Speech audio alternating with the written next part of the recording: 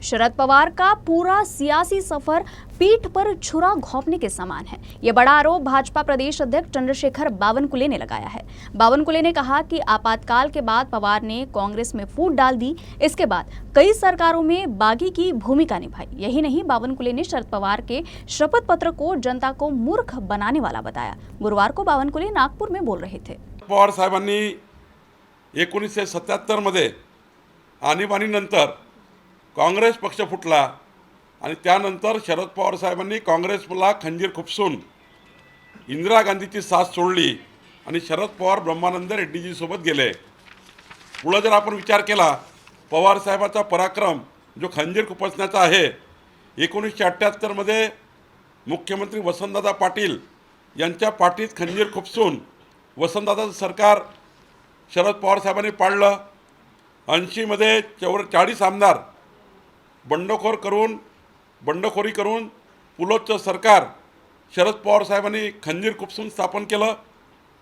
88चा विचार केला, पुलोतला पुन्हा खंजीर खुपसलं, पुलोतच्या पाठीत पुन्हा काँग्रेसमध्ये गेले। 99 मध्ये राष्ट्रवादीची स्थापना केली, काँग्रेसच्या पाठीत खंजीर खुपसला। पुढे गेले 2019 मध्ये अजितदादाला शब्द दिला, अजितदादाच्या पाठीत खंजीर खुपसला। पुढे गेले 2019 मध्ये महाविकास आघाडी स्थापन केली।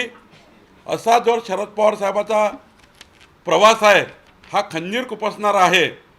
आणि पवार साहेबांनी शपथनामा देणे म्हणजे जनतेला ते मूर्ख समजतात आहे।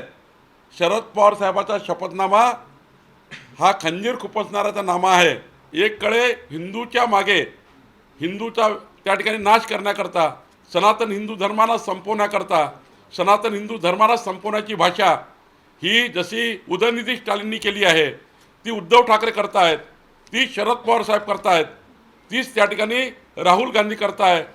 काँग्रेसच्या वचननाम्यामध्ये सनातन हिंदू धर्म संपला पाहिजे या पद्धतीची एक पुढचा आपण त्याचा समोरचा विचार केला, त्याचा शेवट जो आहे वचननामाचा हा हिंदू देशाविरुद्ध आहे, हिंदू समाजाविरुद्ध आहे।